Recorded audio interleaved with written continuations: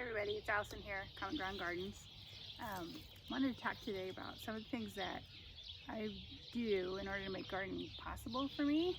I don't know if you've seen any of my older videos, but I have several health issues, chronic pain issues, and so I cannot do like the heavy lifting and all the things that I used to get done.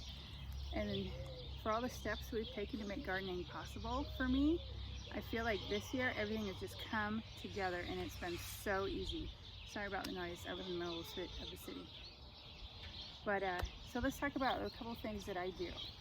First and foremost, for my area and for most of the United States, I'm definitely going to say a raised bed.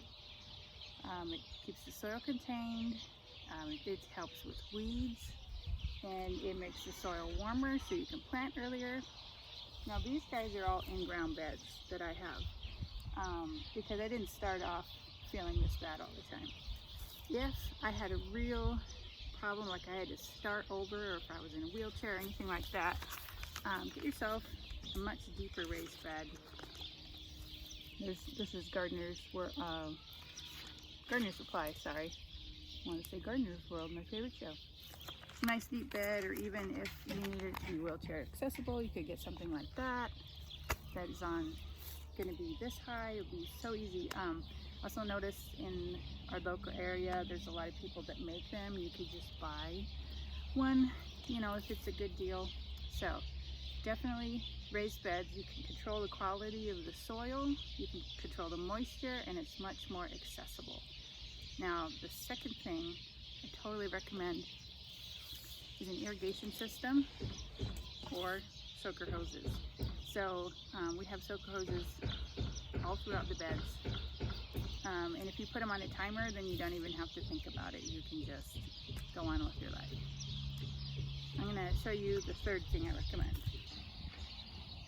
Okay, so in between the beds, we used to have grass, but that's a lot of work because not only do you have to mow, but you have to weed eat, and then the grass is putting pressure up against the beds, and the roots go through and you have to weed way more.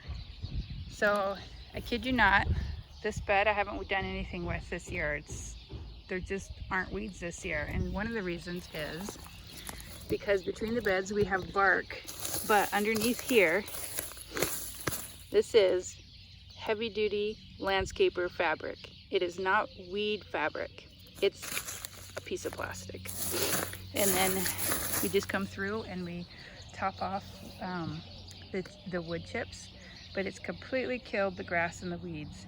And as a consequence, the beds are basically weed free. The one bed I have a ton of trouble with is the Dollar Tree bed. This back bed, it has crabgrass in it, and you can see it growing along there. It's because the fabric doesn't butt up against the bed good enough. It does, but it's not good enough. So we'll try and fix that this year. But definitely, you want to stop all access to weeds in between the beds and just let your veggies grow. You can either use, I got this heavy duty fabric at the nursery. I'm pretty sure you can get it at a big box store. And I've noticed a lot of different products like a rubber mulch. See my chicken back there? She's just having a great time taking a dirt bath. But anyway, that has made a huge difference. So what that ends up being is I come out here in the spring and I don't have to weed. And sorry about how messy it is, but it is spring. I don't have to weed. And then the soil is warmer. We top it off with compost and we're ready to go.